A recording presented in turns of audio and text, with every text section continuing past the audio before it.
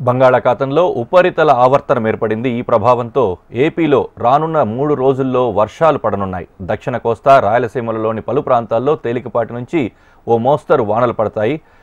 ఉత్తర కోస్తాలో మాత్రం మరో 2 రోజులు పొడి వాతావరణం ఉంటుందని వాతావరణ శాఖ అధికారులు చెబుతూ ఉన్నారు. తెలంగాణలోనూ రానున్న 3 రోజులు కనిష్ట ఉష్ణోగ్రతలు సాధారణంగా ఉంటాయని వాతావరణ కేంద్రం వెల్లడించింది.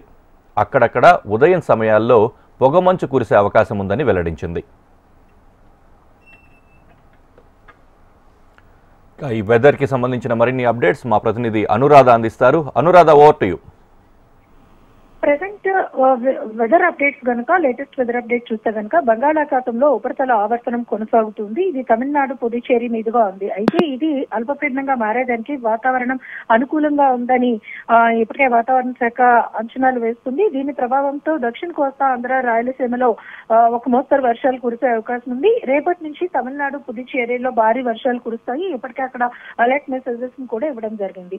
ఏపీ వరకు చూసుకుంటే గనక ఓన్లీ రాయలసీమ ప్రాంతాల్లో మాత్రమే అక్కడక్కడ కొద్దిపాటి వర్షాలు కురిసే అవకాశం ఉంది. మిగిలిన అన్ని ప్రాంతాల్లో తేలికపాటి జల్లులు కురుస్తాయి. మిగతా వాతావరణం అంతా కూడా పొడి వాతావరణం ఉంటుంది. అయితే చలిగాలుల తీవ్రత కూడా చాలా ఎక్కువగా ఉండే అవకాశం ఉంది. రానున్న 3 రోజులు కూడా పగటి ఉష్ణోగ్రతలు కూడా బాగా తగ్గిపోతే కనిష్ట ఉష్ణోగ్రతలు నమోదయ్యే అవకాశం ఉందని వాతావరణ శాఖ తెలియజేస్తుంది. అయితే మరొక 3 రోజుల పాటు చలి తీవ్రత ఉంటుంది కాబట్టి ఏపీలో ఉత్తరాంధ్ర వైపు మాత్రం వర్షాలు కురిసే అవకాశం లేదు. దక్షిణ కోస్తా, ఆంధ్ర వైపు మాత్రం అక్కడక్కడ తేలికపాటి వర్షాలు కురిసే అవకాశం ఉందని వాతావరణ శాఖ తెలిపింది. మిగిలిన ప్రాంతాలన్నీ కూడా పొడి వాతావరణం ఉంటుంది. మరొక 3 రోజుల పాటు చలి తీవ్రత అయితే కొనసాగుతుంది.